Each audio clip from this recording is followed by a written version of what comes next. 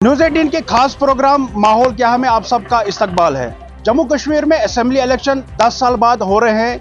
आम जनता इस बार जो सरकार बनेगी, क्या मुद्दे हैं आम लोगों के, आज हम बात करेंगे। इस वक्त हम मौजूद हैं ज़िला डोडा के ओल्ड बस स्टैंड में और यहाँ पर जो मुकामी लोग हैं इनसे जानने की कोशिश करेंगे क्या मुद्दे हैं इनके और किस तरह की सरकार ये चुनने जा रहे हैं। सबसे पहले मैं आपका नाम जानना चाहूँगा। जी, मेरा नाम इफरोज़ हुसैन है।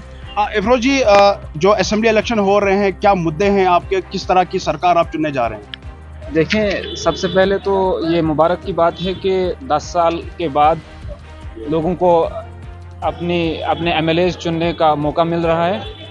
देखिए, मुद्दे बहुत सारे हैं।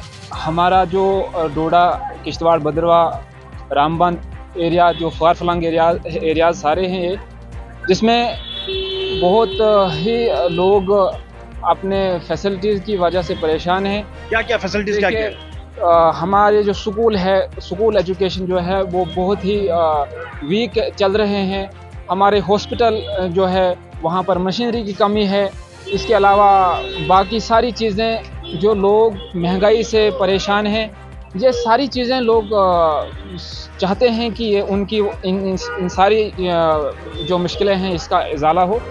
तो लोगों को सोच समझकर अपना वोट करना चाहिए, बगैर किसी मज़हब व मिल्लत के वोट करना चाहिए, ना कि किसी ख़ानदान के बेस पे, ना ही किसी धर्म के बेस पे, मज़हब के बेस पे। ऐसा नहीं होना चाहिए। लोगों से हमारी यही अपील है। और भी यहाँ पर लोग हैं, इनसे जानने की कोशिश करेंगे कि किस तरह की सरकार ये चुनेंगे, क्या मुद्दे हैं इन लोगों के। आज सबसे पहले मैं आपका नाम जानना चाहूँगा। मेरा नाम आबिद पामपुरी है। आबिद जी, क्या असेंबली इलेक्शन हो रहे हैं अब 10 साल बाद, क्या मुद्दे हैं आपके, किस तरह की आप सरकार चुनने जा रहे हैं और क्या ख्याल है आपके दिमाग में जब आप वोट करने जाएंगे? देखिए, इस बार डोडा जो वोट करेगा वो डेवलपमेंट के ऊपर करेगा, जो हमारे देशक अपना रोड के ऊपर बात करेगा, जो यूनिवर्सिटी कैंपस के ऊपर बात करेगा, जो डोडा में मेडिकल कॉलेज को अपग्रेड करने की बात करेगा, जो डोडा में जनाब अली हमारा जो डिग्री कॉलेज है उसको अपग्रेड करके पीजी क्लासेस शुरू करेगा, हम उसको वोट करेंगे। तो क्या लगता है आपको कि किस तरह की सरकार होगी जो आपके जो मसाइल यहाँ हल करेगी? देखिए, जो सरकार कोई भी हो, जो हमारा जो एजेंडा है, जो हमारे लोगों की जो ख्वाहिश है, अगर जो इस अपने मैनिफेस्टो में रखेगा, जो बोलेगा, हम उसको वोट करेंगे।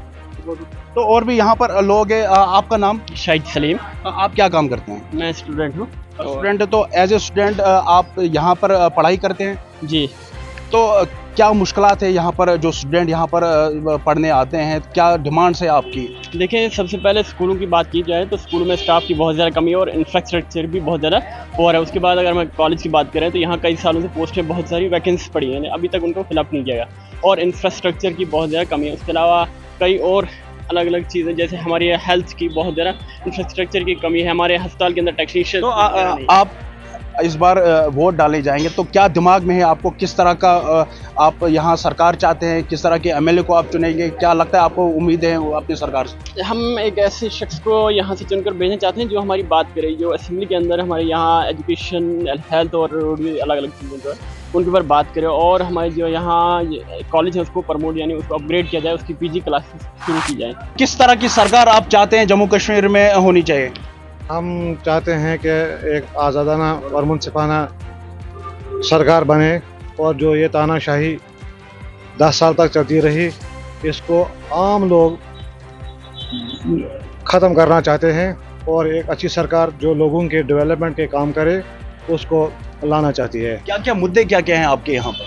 हमारे मुद्दे जो डेवलपमेंट के काम जो हमारे 10 सालों से रुके हुए हैं, आम जो रोड के काम हैं, बाकी डेवलपमेंट के काम हैं, ये बहुत अच्छे तरीके से हों, इनमें किसी किस्म की धांधली ना हो, साफ शफाफ काम हो।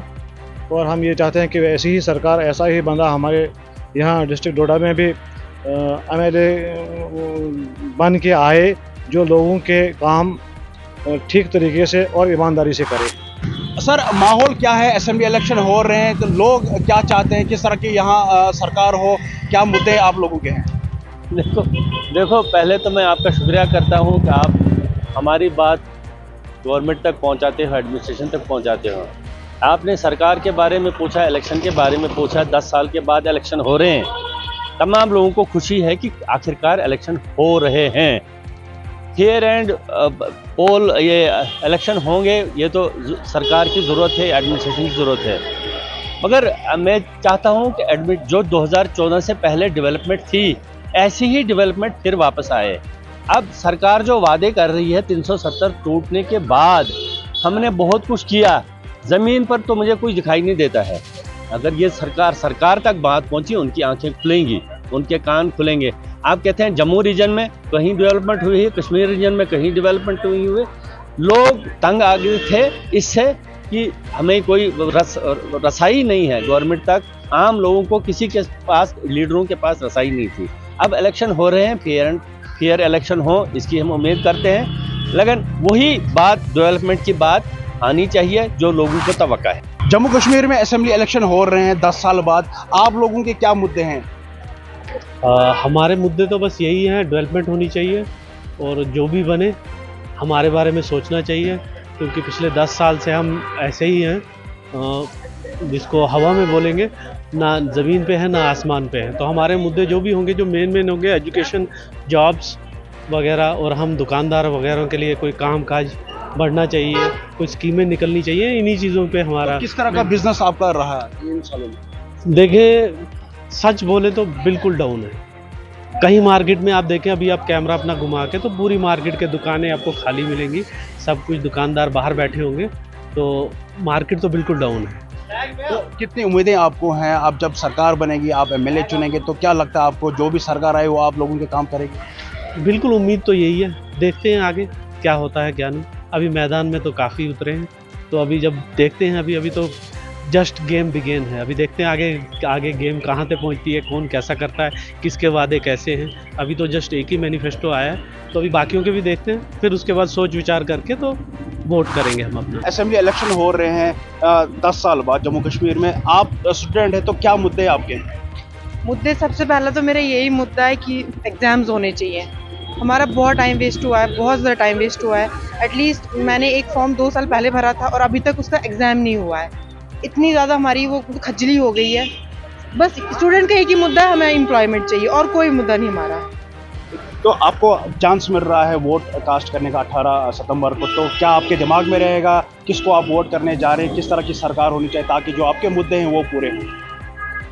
सरकार सबसे पहले हमारी एम्प्लॉयमेंट का देखे और उसी को वोट जाएगा जो हमारे लिए सोचेंगे, बस, और कुछ नहीं। यही क्या लगता है आपको, आप जो आपके मुद्दे हैं सरकार सुनेगी? सुनना चाहिए, हम हैं तो ही सरकार है ना। अगर हमारे लिए वो कुछ करेंगे नहीं तो फिर फ़ायदा क्या है? करेंगे तो वोट मिलेगा, नहीं करेंगे तो वोट नहीं मिलेगा। कितनी एम्प्लॉयमेंट बढ़ चुकी है जम्मू कश्मीर में? एम्प्लॉयमेंट बढ़ी कहाँ है? बढ़ी नहीं है, कमी हो रही है। पूरे इंडिया में सबसे ज़्यादा हालत ख़राब तो जम्मू एंड कश्मीर की है। कोई एम्प्लॉयमेंट नहीं बढ़ी, यहाँ पे कमी हो रही है एम्प्लॉयमेंट। ओवर एज हो चुके हैं बच्चे एज रिलैक्सेशन की डिमांड कर रहे हैं, खजली हो गई है बच्चों की। कोई एम्प्लॉयमेंट नहीं बढ़ी है यहाँ पर। अब मैम आपसे जानना चाहूँगा, क्या मुद्दे हैं आपके, किसको आप वोट करेंगे? असेंबली इलेक्शन हो रहे हैं यहाँ पर जम्मू कश्मीर। वोट हम उनको ही करेंगे जो हमें उस तरीके से आगे से फैसिलिटीज़ प्रोवाइड करेंगे, लाइक कि हमें जॉब अपॉर्चुनिटी देंगे। यहाँ इतने टाइम से बिल्कुल पोस्ट निकलते ही नहीं है, एडमिट कार्ड अगर 1 ईयर के बाद निकलते हैं, तो ये चीज़ तो बहुत ही लैकिंग है। इवन कि अदर स्टेट्स में देखोगे कि 2 मिनट मतलब 1 मंथ में 3-3, 4-4 निकल जाते हैं कि फील्ड में पोस्ट, लेकिन हमारे JNK में इतना डिले है, पता नहीं किस बात की, मुझे समझ नहीं आया आज तक। तो क्या किस सरकार को चुनेंगे ताकि जो आपकी मांग सुने, जो आपकी डिमांड से वो सुनेंगे? सरकार तो हर बार बोलती है कि हम आपका काम पूरा करेंगे, लेकिन कभी भी नहीं करते वो। कुछ लिमिट तक करते हैं, बट कुछ लिमिट तक बिल्कुल भी नहीं सुनते वो। स्टार्टिंग में बहुत दिखाते हैं कि हम करेंगे, लेकिन एट द एंड वो कुछ भी नहीं करते जब उनके अंदर वो पावर आ जाती है। तो हम यही चाहते हैं कि जब अगर वो इस चीज़ के ऊपर स्टैंड लें तो एटलीस्ट पूरा भी करें बच्चों के। और ना कहीं यूथ हमारा बहुत इंपॉर्टेंट है हमारे JNK में। अगर JNK इवन क्या पूरे हमारे कंट्रीज़ में इंपॉर्टेंट है, अगर यूथ ही नहीं सपोर्ट करेगा उनको तो क्या फ़ायदा उनकी पावर का। असेंबली इलेक्शन हो रहे हैं 10 साल बाद, आम जनता के क्या मुद्दे हैं?